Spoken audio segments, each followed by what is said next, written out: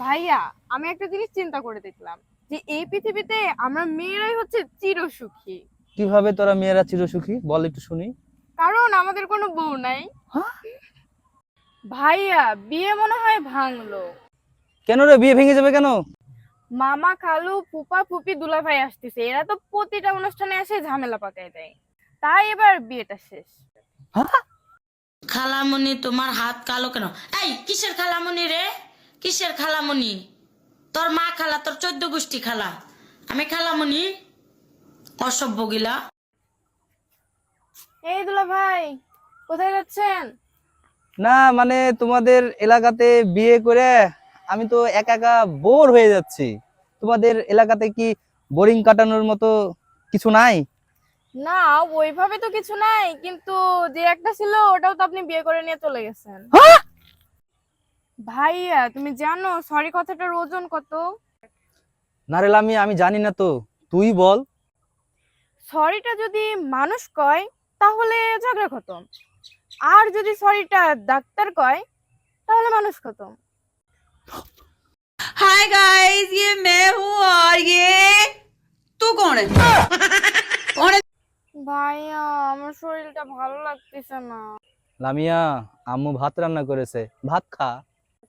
ওই ভাইয়া, আমি না ডিপ্রেশনে আছি। আরে আম্মু ভাত রান্না করেছে, তুই ভাত খা।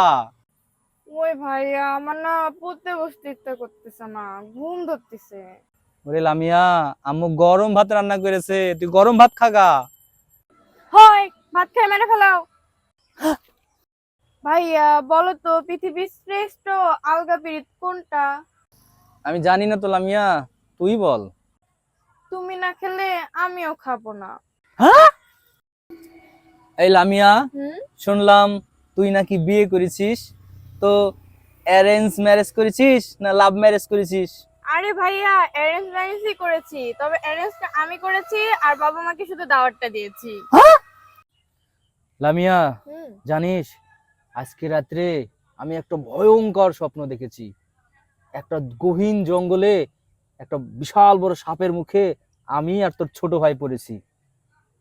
হঠাৎ করে দেখছি তুই এসে ডাক দিছিস, দিয়ে আমার ঘুমটা ভেঙে গেল।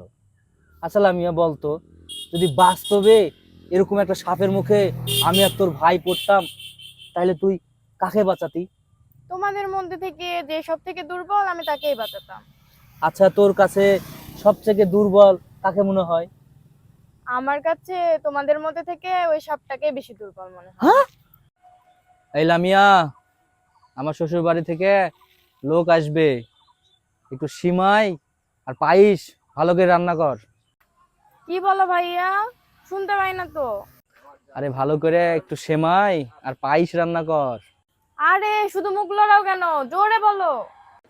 আরে আমার শ্বশুর বাড়ি থেকে মেহমান আসবে, একটু ভালো করে সেমাই আর পায়েস রান্না কর। আমি শুনতে পাচ্ছি না, একটু জোরে বলো। ফ্রিজে শুটকি মাছ আছে, বাইরে করে শুটকি মাছ রান্না কর। হ্যাঁ ভাইয়া, অবশ্যই অনেক ভালো করে শুটকি মাছ রান্না করব, যেহেতু তোমার শ্বশুর বাসা থেকে মানুষ আসতেছে, তাই না?